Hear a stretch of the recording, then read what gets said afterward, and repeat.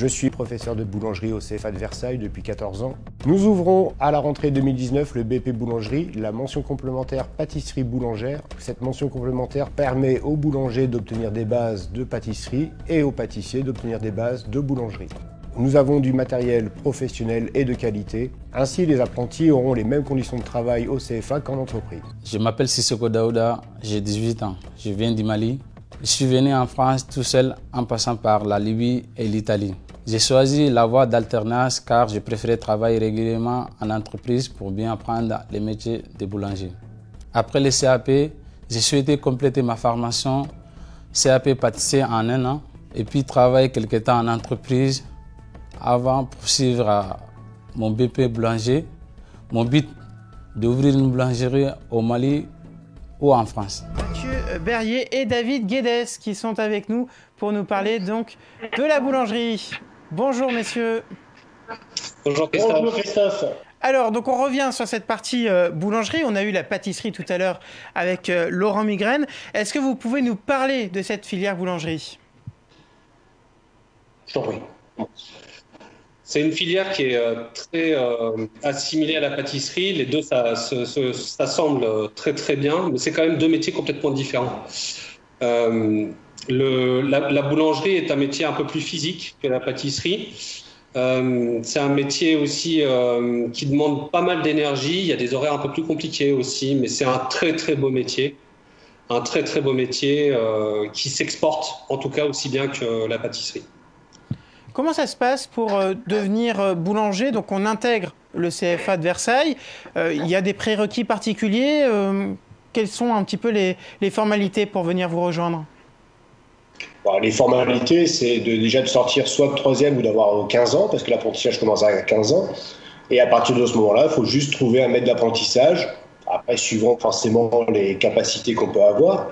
Mais il n'y a aucune impossibilité de faire la boulangerie, à partir du moment qu'on a un maître d'apprentissage. Voilà, donc pour trouver ce maître d'apprentissage, est-ce que c'est compliqué? Alors, nos différents interlocuteurs auparavant pour d'autres filières nous disaient que c'était presque une formalité de trouver un maître d'apprentissage. Est-ce que c'est le cas aussi en boulangerie? Une formalité, je dirais pas que c'est simple de trouver. Après, c'est vrai qu'il faut trouver quand même la bonne boulangerie qui fait du bon pain, sachant que si on fait du bon pain, on apprend forcément bien. Donc c'est à partir de là, et il faut vraiment faire toutes les bases. Donc trouver un bon maître d'apprentissage, c'est pas forcément évident. Il faut pas hésiter à faire du porte-à-porte. C'est les patrons, les maîtres d'apprentissage, quand ils voient un jeune arriver, un jeune qui veut faire une formation dans leur entreprise, ils veulent voir le jeune, ils veulent l'entendre, ils veulent voir la motivation aussi. Donc des fois c'est pas évident, qu'on a que 15 ans. On peut être accompagné des parents, mais souvent les parents ils prennent la parole. Et c'est vraiment le jeune, c'est à lui de se vendre, entre guillemets. Alors, on a l'image qui est assez courue, que c'est un métier où on se lève tôt, un métier assez physique. Quelles sont les qualités vraiment nécessaires pour faire ce métier?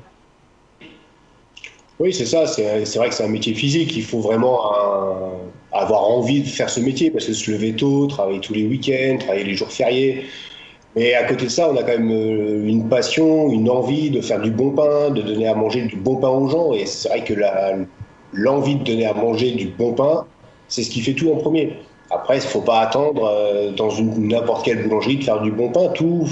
Toutes les boulangeries font du pain. Après, c'est à nous, aux jeunes, de savoir qu'est-ce qu'ils veulent faire. C'est un métier physique aussi, hein. Faut le souligner ça. C'est très, très physique, ça demande de l'effort physique, donc faut y penser. Alors vous parlez de bon pain, c'est vrai que c'est souvent un débat, même un débat de société d'ailleurs, entre l'artisan boulanger qui pétrit son pain lui-même et les boulangeries un petit peu plus industrielles. Là vraiment vous formez des artisans boulangers au sein du CFA. À partir du moment de toute façon qu'ils ont sur leur devanture marqué boulangerie, ça veut dire qu'ils pétrissent leur pain eux-mêmes. Et il n'y a que eux qui peuvent embaucher des apprentis boulangers. Après, la qualité du pain diffère de chaque boulangerie. Ça, c'est différent. Et puis du bon pain pour moi, c'est pas forcément du bon pain pour une autre personne dans ma famille. Enfin, le pain est vraiment relatif à ce qu'on a vécu dans notre vie en fait. Et faut pas oublier aussi que les boulangers ou les futurs boulangers que l'on forme dans l'artisanat peuvent, s'ils le souhaitent aussi, par la suite, aller dans des entreprises industrielles. Ça se voit souvent. Alors, il y a un savoir-faire aussi technique à acquérir. On ne se lance pas. Alors, il y a beaucoup de personnes pendant le confinement qui avaient un peu de temps à perdre et qui se sont lancées à essayer de faire leur baguette ou leur pain au chocolat avec des succès un petit peu divers et variés. Il y a aussi vraiment une base technique à acquérir. Oui, oui. Oui, c'est pour ça qu'en CAP, on apprend vraiment les bases, donc du pain de tradition, du pain courant, de tout ce qui est viennoiserie, donc toutes les pâtes levées, pâtes briochées, et du croissant et du pain au chocolat. C'est vrai que c'est pas en trouvant les matières premières en pâtisserie, en grande surface, qu'on peut réussir forcément des fois à faire des bonnes viennoiseries ou du bon pain. Tout dépend aussi des matières premières qu'on utilise. Faire du pain, c'est facile. Faire du bon pain tous les jours, c'est un métier. Ah, effectivement, c'est une grosse différence, mais une différence de taille aussi dans le produit final qui est livré aux personnes qui le mangent. Concrètement, comment ça s'articule la partie théorique, donc comment on fait le pain, avec la partie pratique, donc la mise en pratique concrète?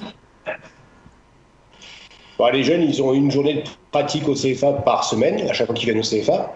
Donc on apprend à faire du pain, de la viennoiserie, des pains spéciaux, etc.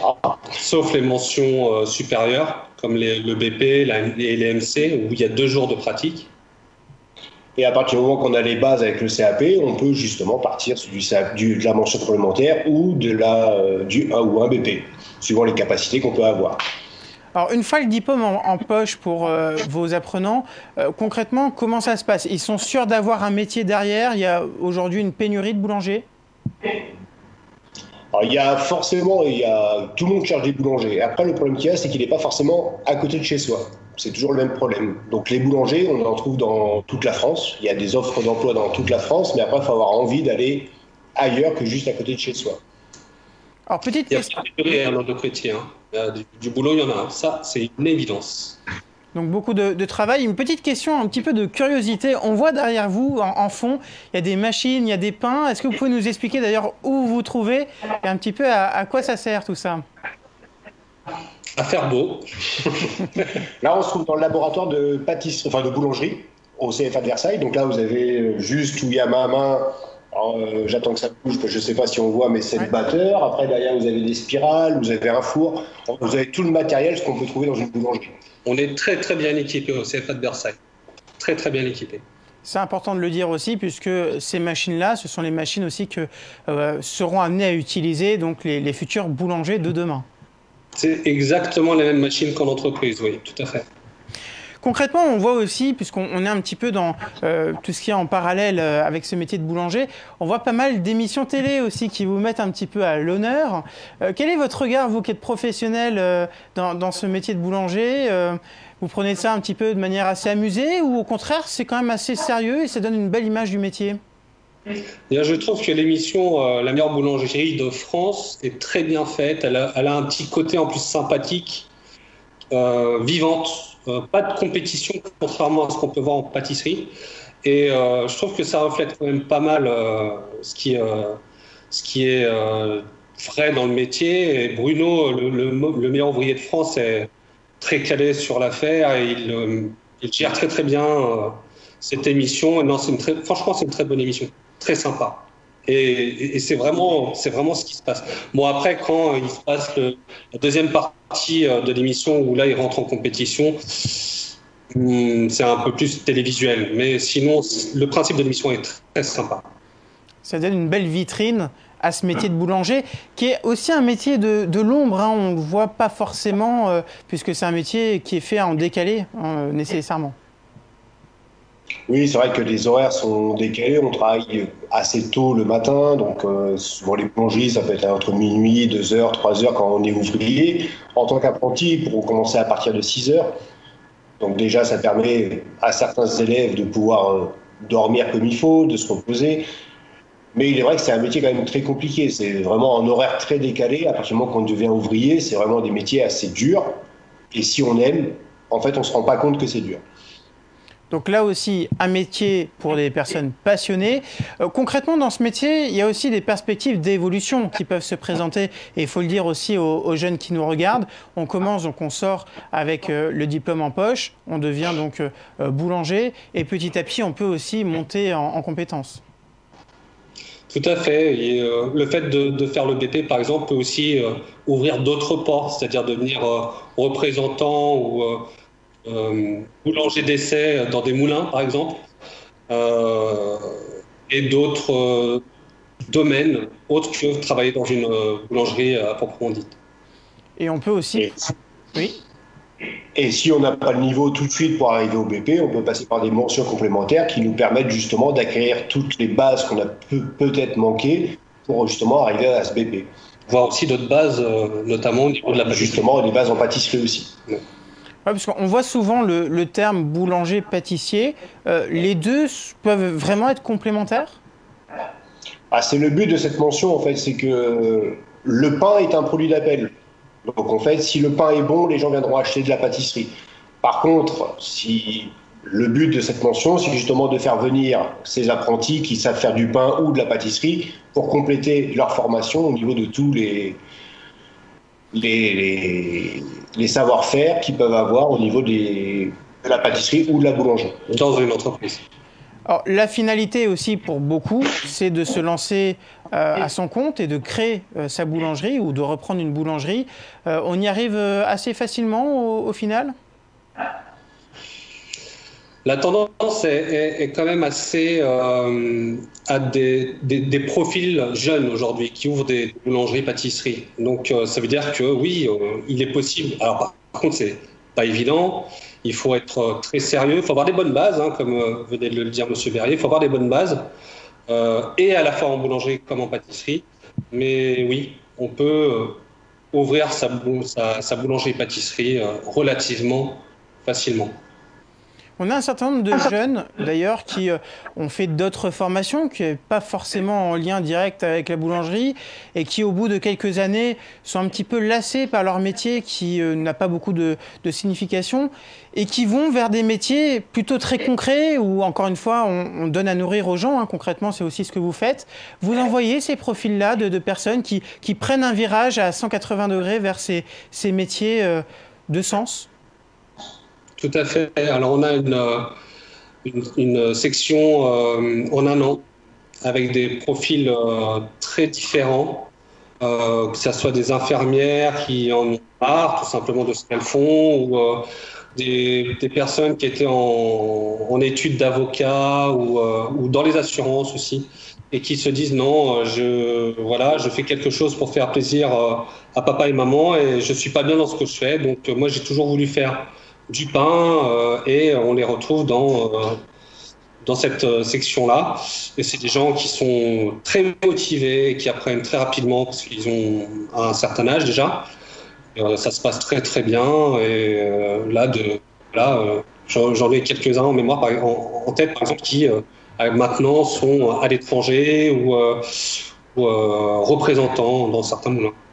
Alors vous parlez justement le réalisateur, enfin celui qui crée la farine, celui qui fabrique la farine à partir du blé. Vous parlez justement de l'étranger. On a aussi pas mal d'images de ces grands boulangers qui arrivent à faire même fortune à l'étranger, puisque le pain, c'est vraiment le symbole même de la gastronomie française à l'étranger. Vous avez des exemples chez vous d'apprentis qui sont sortis du CFA et qui sont partis directement à l'étranger ? Oui, tout à fait. Mais il faut bien garder en tête qu'ils ne l'ont pas fait du jour au lendemain, qu'ils ont beaucoup appris avant, et qu'arrivé là-bas, on arrive avec justement ce panel français, cette connotation de qualité. Donc forcément, à l'étranger, on nous attend. Et donc, il faut se battre. C'est vraiment pas facile. Mais quand on y arrive, c'est excellent. Alors avant de passer à la boucherie, donc une autre filière abordée lors de cette journée porte ouverte, je vais vous laisser le soin de conclure un dernier mot pour vous, messieurs Mathieu Berrier et David Guedes, sur la boulangerie, donc la filière que vous représentez aujourd'hui. Moi, c'est le seul truc que je voulais dire, c'est que les parents qui nous écoutent ou qui nous regardent, laissez vos enfants faire ce qu'ils ont envie. S'ils ont envie de faire la boulangerie, c'est pas un métier de neuneux, c'est pas un métier de n'importe quoi, c'est qu'ils ont envie de le faire, donc laissez-les faire. C'est pas parce qu'ils auront un bac, c'est pas parce qu'ils auront une licence, une maîtrise de tout ce que vous avez envie, qu'ils seront mieux dans leur vie s'ils ont envie de faire ce métier-là, ou les autres métiers de l'artisanat. Tous les métiers qui peuvent exister en CAP, c'est pas une tare, c'est juste une envie et c'est une passion.